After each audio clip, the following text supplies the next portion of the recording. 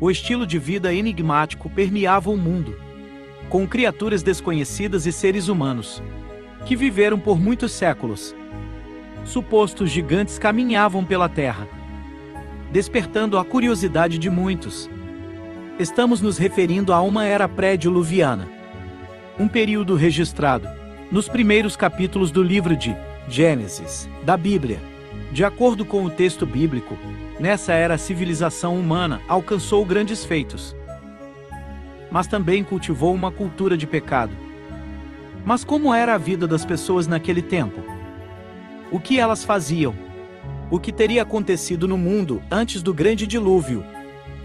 É exatamente isso que vamos descobrir no vídeo de hoje. Já te convido a se inscrever no canal. E se gostar do vídeo, deixe o seu like. Nos primeiros capítulos do livro de Gênesis, a Bíblia relata os acontecimentos ocorridos durante o período anterior ao dilúvio. Segundo os relatos bíblicos, nessa era remota, a humanidade atingiu notáveis feitos, ao mesmo tempo que se envolveu em um estilo de vida marcado por pecados. A era pré-diluviana teve início com a criação do mundo por Deus. De acordo com a Bíblia, o primeiro casal, Adão e Eva, foi colocado no Jardim do Éden, um lugar de beleza incomparável e harmonia perfeita. A Terra era um paraíso, onde os seres humanos conviviam em paz com a natureza. Após serem expulsos do Jardim do Éden, Adão e Eva tiveram filhos, e sua descendência se multiplicou. A Bíblia relata que viveram por centenas de anos e tiveram muitos descendentes, formando, assim, as primeiras famílias e comunidades. O primogênito desse casal foi Caim, conhecido, infelizmente, como o primeiro homicida do mundo. Ele planejou de maneira covarde o assassinato de seu próprio irmão Abel.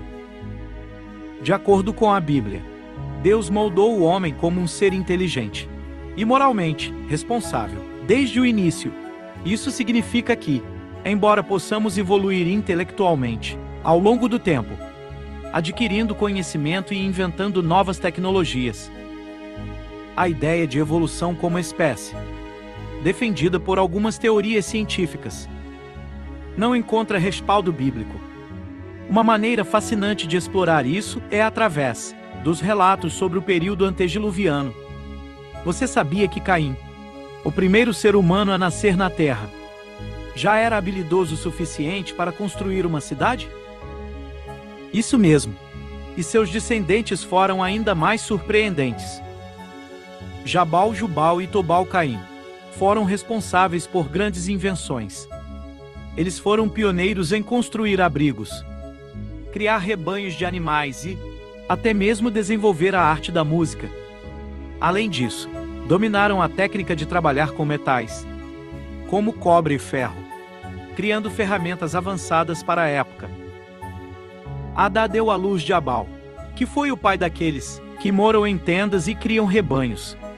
O nome do irmão dele era Jubal, que foi o pai de todos os que tocam harpa e flauta. Zelá também deu à luz um filho, Tubal-Caim, que fabricava todo tipo de ferramentas de bronze e de ferro. Gênesis 4:20-22. Mais adiante, na época de Noé, vemos como ele tinha habilidades e recursos suficientes para construir uma enorme arca, seguindo as instruções divinas.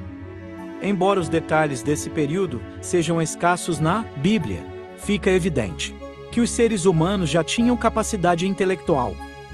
Desde o início, é realmente intrigante imaginar as maravilhas que foram alcançadas naquela época. A ausência de informações precisas sobre a duração desse período não é surpreendente, considerando que a Bíblia não se concentra em estabelecer um cronograma exato desde a criação até o dilúvio. No entanto, é razoável supor que tenha sido um período bastante longo. Uma duração prolongada facilitaria e possibilitaria o avanço tecnológico, especialmente porque os seres humanos viviam muito mais tempo do que atualmente, de acordo com a maioria das interpretações. As passagens que abordam as genealogias das linhagens antediluvianas são as únicas que registram algum aspecto cronológico desse período. No entanto, é difícil extrair datas precisas desses relatos, uma vez que o objetivo principal dessas genealogias era rastrear a linhagem, não calcular exatamente o tempo decorrido entre um indivíduo e outro. Além disso, é possível que algumas gerações tenham sido omitidas nessas genealogias durante o processo de escrita. Acredita-se que, ao mencionar que alguém gerou outro, os autores buscavam destacar a descendência, não necessariamente listando todas as gerações. Portanto, é provável que existam gerações adicionais entre aquelas mencionadas nas genealogias iniciais de Gênesis. Esses fatores contribuem para a compreensão de que o tempo decorrido entre a criação e o dilúvio foi consideravelmente longo. No período antes do dilúvio, os descendentes de Caim seguiram o exemplo de seu pai e se envolveram em práticas pecaminosas. Além de serem conhecidos por suas habilidades e conquistas nas artes, na música e na metalurgia, a linhagem de Caim se desenvolveu e se tornou uma civilização avançada. Mas também se afastou de Deus. Enquanto isso, a linhagem de Sete, o terceiro filho de Adão e Eva, buscou manter uma vida piedosa e uma relação íntima com Deus. Eles se distanciaram do pecado e preservaram a adoração verdadeira. Embora em menor número, eles buscaram a retidão e a obediência aos mandamentos divinos. No entanto, ao longo do tempo, houve uma mistura entre as linhagens de Caim e Sete. As pessoas começaram a se casar indiscriminadamente, independentemente de sua devoção a Deus. A influência da linhagem ímpar de Caim gradualmente corrompeu a linhagem piedosa de Sete. A depravação espiritual se espalhou, e o pecado se tornou predominante na sociedade antediluviana. Por exemplo, Lameque, um descendente de Caim, foi o primeiro a praticar a poligamia, além de ser um assassino cruel de duas pessoas. Disse Lameque às suas mulheres: Adá e Zilá, ouçam-me, mulheres de Lameque, escutem minhas palavras. E eu matei um homem porque me feriu, e um menino porque me machucou. Gênesis 4:23. A Bíblia também menciona que, naquela época, os filhos de Deus se relacionaram com as filhas dos homens. Gênesis 6.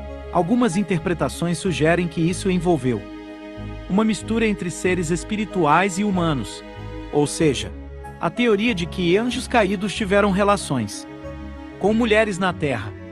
Dessa mistura, inclusive, surgiram os gigantes Nefilins, que eram conhecidos como pessoas valentes e de grande reputação na antiguidade.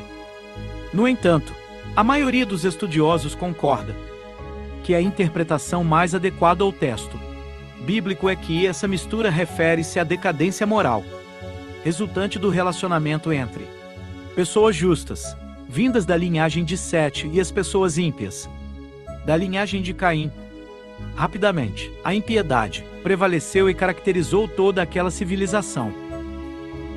Mas no período antediluviano, também encontramos pessoas genuinamente comprometidas com o Senhor. Um exemplo é Abel, o primeiro mártir, que foi lembrado como modelo de fé, mesmo nos tempos do Novo Testamento. Outro caso impressionante é o de Enoque, que teve uma relação tão próxima com Deus, que foi levado diretamente para junto dele, sem passar pela experiência da morte. Além disso, foi nesse período que Noé nasceu, cresceu e se desenvolveu como homem. Nos anos finais do período antediluviano, Noé foi uma rara exceção, permanecendo fiel ao Senhor. Segundo a Bíblia, sua família foi a única a ser poupada quando Deus, em sua paciência, considerou intolerável a depravação generalizada que tomou conta daquela civilização. E assim chegou ao fim o período antediluviano, com a ira de Deus sendo derramada e a terra sendo destruída. É interessante notar que Jesus Cristo faz uma conexão entre o período pré-diluviano e o tempo que antecederá a segunda vinda do Messias. Em Mateus Ele afirma que, assim como nos dias anteriores ao dilúvio, as pessoas estavam ocupadas, comendo, bebendo, casando e se dando em casamentos sem perceberem o que estava por vir. Da mesma forma, nos dias atuais, as pessoas estão tão envolvidas com seus próprios prazeres e afazeres, que pouco se importam com a vida de Cristo. Jesus estava alertando que as pessoas estarão vivendo normalmente, sem perceberem a proximidade do juízo.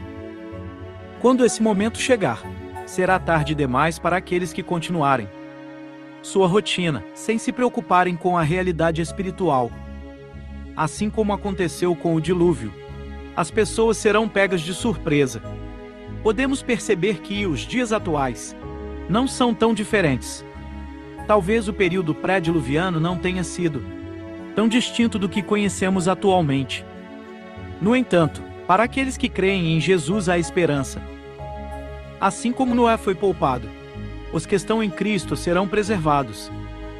No fim dos tempos, os inimigos de Deus enfrentarão a condenação eterna, enquanto os redimidos serão salvos. Gostou de saber mais sobre o período prediluviano? Comenta aqui embaixo e se gostou. Não esqueça de deixar o seu like e se inscrever no canal. Deus te abençoe.